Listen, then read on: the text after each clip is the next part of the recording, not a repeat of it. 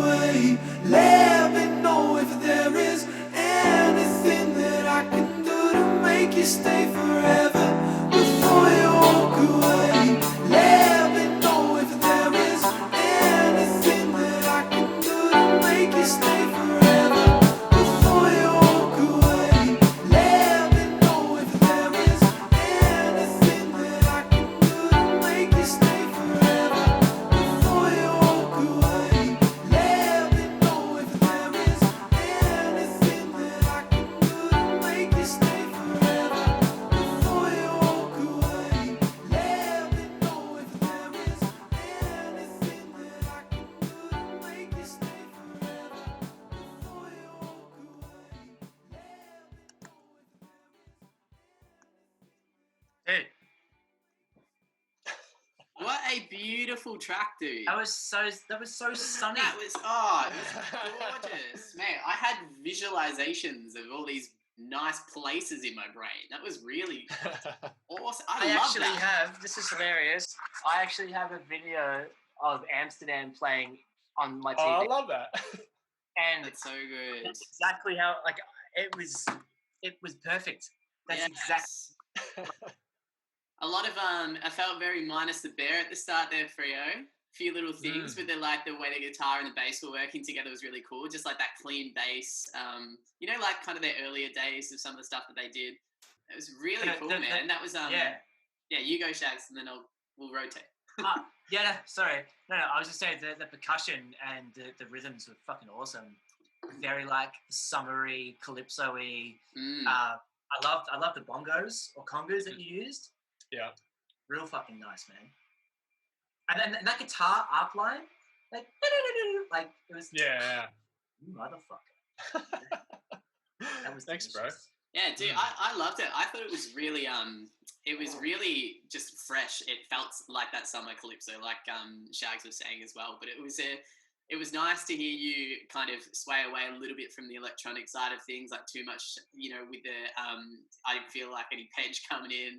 I don't know, like the whole time, it's a really sweet song. I can't really explain it more than the fact that it's real gentle, it's real in your, but it's like a deeper storyline than what it feels in your ears, if that makes sense. I think there's a lot of emotion in there, but you're doing it in a way where you're not making a song where everyone's gonna be like, oh, listen to this sad sack. It's like in this way that you would have it down, like windows down, cruising along the beach, and you've got this on, but you're not feeling like, I don't know. It's awesome, man. I loved it. I don't know how you pulled that together within 24 hours. What the fuck, dude? Ridiculous. That's ridiculous. Oh, yeah, tell us about it.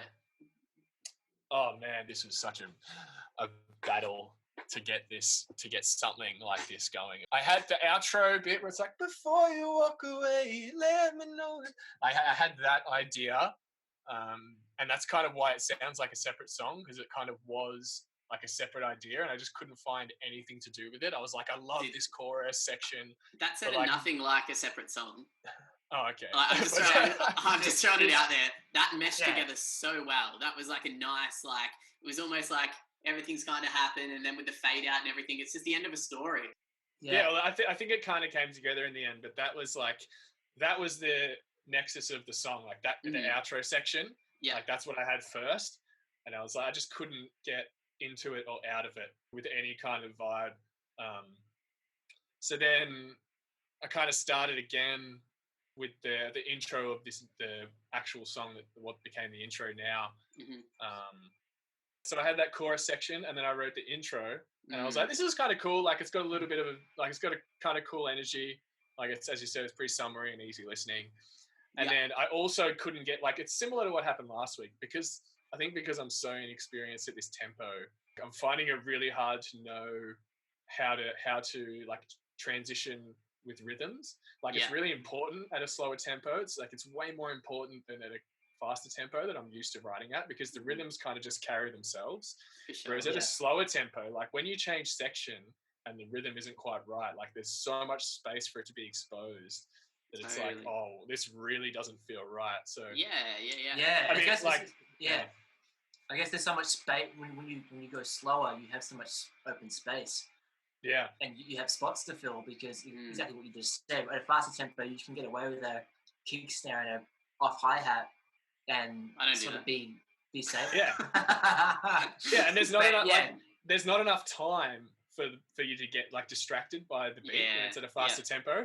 When it's at a slower tempo and like the rhythms aren't right, man, it feels so off. So like it took me so long to finally stumble across like that,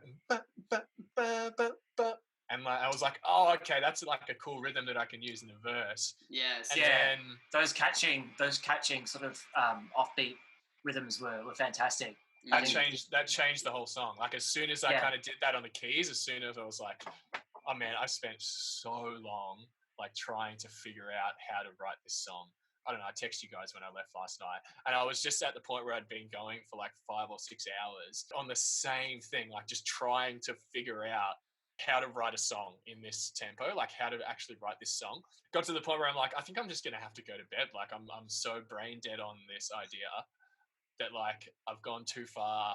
So I'm like, I'll just go to bed, see what happens in the morning. Like, and I think I said to you guys, I'm like, there's every chance I'm not going to submit a song today, because I just could not see a way. But then, I guess when I came up with the verse idea with the offbeat chords, I was like, this is actually kind of cool. And then that became the vibe of the song. That I was like, okay, if I'm going to actually finish this song, I'll probably go into that vibe rather than like what actually started it off. Yeah. What were you channeling with that vibe? Yeah. I'm just curious, what were you feeling it? So the intro, I was trying to like get into a bit of a Toro vibe. Yeah, cool. For the very intro, like it didn't turn out that way. It's a little bit too sparkly and polished, I think, for Toro's vibe, which I love. Yeah.